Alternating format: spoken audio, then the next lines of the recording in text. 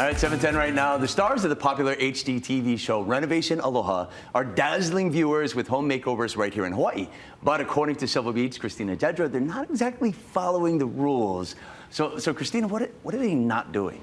So it comes down to the permits. And I've been writing a lot about the permitting department in the last year. Yes. So when I started watching the show, I was curious, how are they able to buy these homes, do all these big renovations, get the permits, and sell it in time to make a profit. And what I've learned from looking at public records is they're not necessarily waiting for that permit approval before they get started with their work. Yeah, so a couple of things, there's so many different ways to go, but Yes. you focus on one family in particular at first. Yes. What are they experiencing? Because they bought a home from the Kalama family, They right? did. If folks remember in episode 1, there was a tree growing out of a house in Kalihi, and the Kalamas did a beautiful job on television flipping this home and doing all these major renovations. And so it turns out that some of the parts of that renovation were not permitted, and the buyers, the Lay family, did not know that.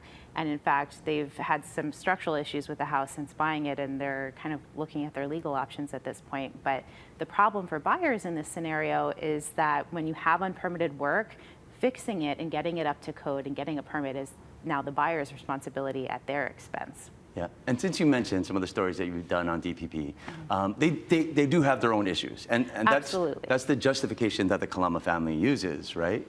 That's right. Well, the Kalamas didn't speak to me, but in written testimony and in the public record, they've talked about that the permitting system needs to be fixed.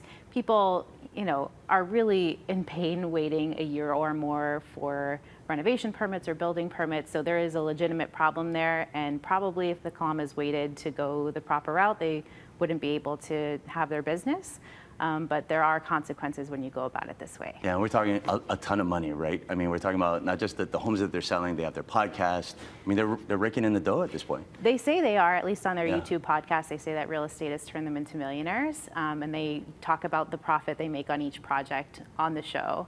And so they also talk about their holding costs. Like if they waited a few more months, they might not even break even. So, yeah. Yes. So they are being fined, but that's are. not stopping them. Why is it not working? The fines from DPP amount to like a couple $1,000s per project if the violation is caught.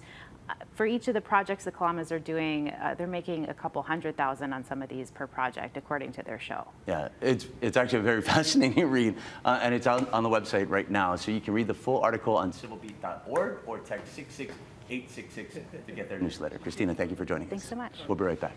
Earlier.